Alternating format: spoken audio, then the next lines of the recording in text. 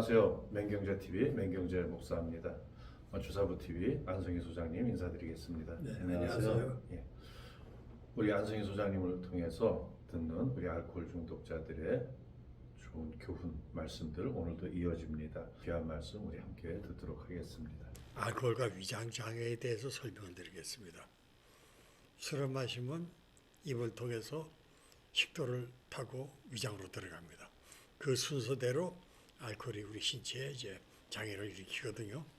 그래서 지난번에 식도에 대해서 말씀을 드렸는데 이번에는 위장에 대해서 설명을 하도록 하겠습니다.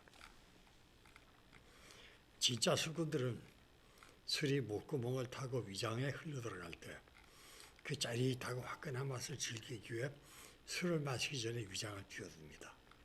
그러나 건강을 생각하는 애주가들은 위를 보호하기 위해 술을 마시기 전에 가벼운 음식을 들거나 우유 한 잔이라도 마셔둡니다. 이것이 의사들이 권하는 음주법이기도 합니다. 알코올은 강한 탈수작용과 자극성을 지닌 약물입니다. 이런 알코올이 구강과 식도를 통과하고 위에 도달합니다. 위에 들어간 알코올은 20에서 30%만 흡수되고 나머지는 소장으로 내려갑니다. 다른 음식물은 위에서 흡수되지 않고 소장에서 흡수되나 이렇게 위에서부터 신속한 흡수, 사실을 흡수가 아니라 침투거든요. 침투가 시작되는 점이 알코올의 특성입니다. 위장의 매우 연하고 부드러운 점막은 강한 알코올의 자극을 받으면 미란이 발생하여 손상을 입게 됩니다. 그러나 술을 절제하고 자극성 있는 음식을 삼가며 이 점막을 보호하면 빠른 시일 내에 원상으로 회복이 됩니다. 술꾼들의 경우 이것을 거의 지키지 못하기 때문에 문제가 발생합니다. 술꾼들은 술은 물론이거니와 음식도 자극성 있는 것을 선호합니다. 술과 안주로 자극성 있는 음식을 무분별하게 계속 섭취하면 위 점막의 가벼운 상처가 점막의 고유층을 침범하게 되고 이것이 진행되어 괴사 상태에 이르게 됩니다. 이런 사실을 간과하고 빈속에 술을 즐기면 여기서 위장장애가 시작됩니다. 위 기저선에서 음식물 소화를 돕기 위해 염산과 유액을 분비합니다. 염산은 위의 내용물을 산소화하여 소화 효소를 활성으로 만들며 동시에 유해균을 사멸하는 역할을 합니다. 이렇게 정상적으로 기능을 발휘하는 위에 알코올이 들어가면 이상 현상이 발생을 합니다. 위산이죠. 염산 분비가 갑자기 왕성해집니다. 이 염산은 공업용으로 쓰이며 금속까지 녹이는 강한 부식성 물질입니다. 이렇게 강한 산성 부식 물질이 과잉 생산되면 이미 알코올로 밀한 상태에 있는 위 점막은 톡 깎여나가 점막 결손을 가져오고 이것이 계속되면 근고유층까지 파고들어 결손 부위는 U자형을 이루어 궤양이 만들어집니다. 이것이 알코올성 위궤양입니다. 애주가들은 가벼운 궤양은 대수롭지 않게 생각하고 계속 술을 마십니다.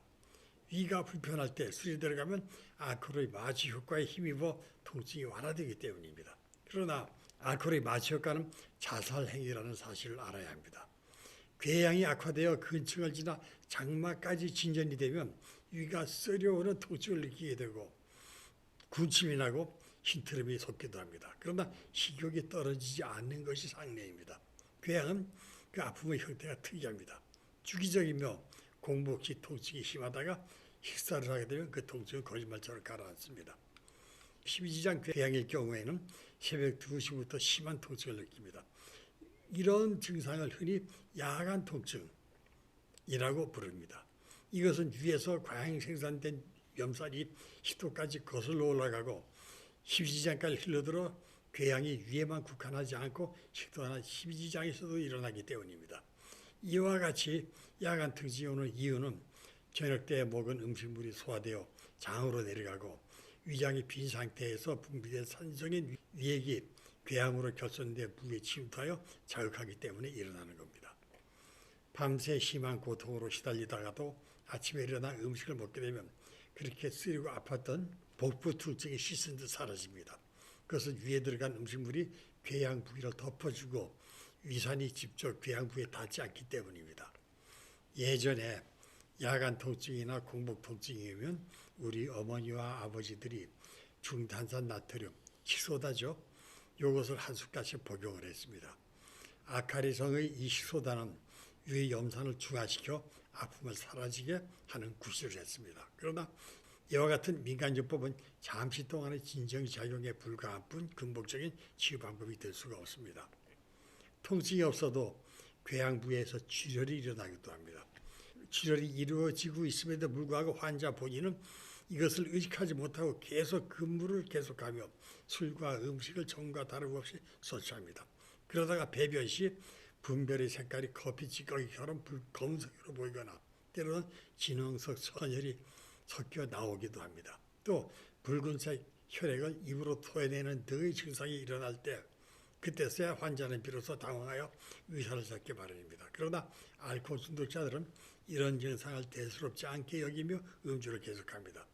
모 병원 환자는 배변 시 붉은 선혈이 마치 물방울처럼 똑똑 떨어지는 것을 경험해보지 못한 사람은 술꾼 자격이 없다고 자랑을 하는 양 말하는 것을 목도한 적이 있습니다. 이런 증상은 저도 경험을 했습니다.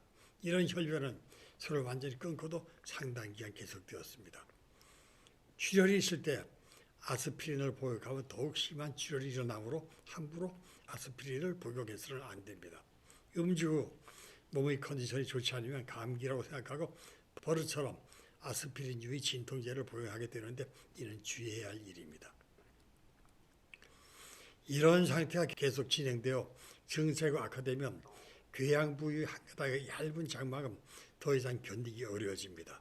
장막은 천공, 구멍 뚫리는 거죠. 천공을 일으켜 위독 상태에 이르게 되고 외과적 수술을 시도하지 않으면 안 됩니다. 그러나 위천공까지 진행되지 않은 중증 정도의 궤양이라면 의사의 지시에 따라 내과 치료로도 효과를 얻을 수가 있을 겁니다. 최근 새로운 의약품이 개발되어 위궤양 치료는 실로 괄목할 만한 경지에 이르렀습니다. 그러나 대부분의 음주자들은 상태가 약간 호전되면 다시 음주를 시작함으로써 다시 궤양에서 암으로 악화되는 경우가 허다합니다. 이런 점을 주의해야겠습니다. 자, 이상 여기서 마치겠습니다. 예, 감사합니다. 저도 위염, 위궤양에 젊은 시절에 많이 달고 달았던 기억이 있는데 이게 암으로까지 발전할 수 있는 이런 큰 문제가 있는 그런 상황이니까 알아서들 자기 건강 잘 챙기시기 바랍니다. 오늘 말씀 감사합니다. 네, 감사합니다.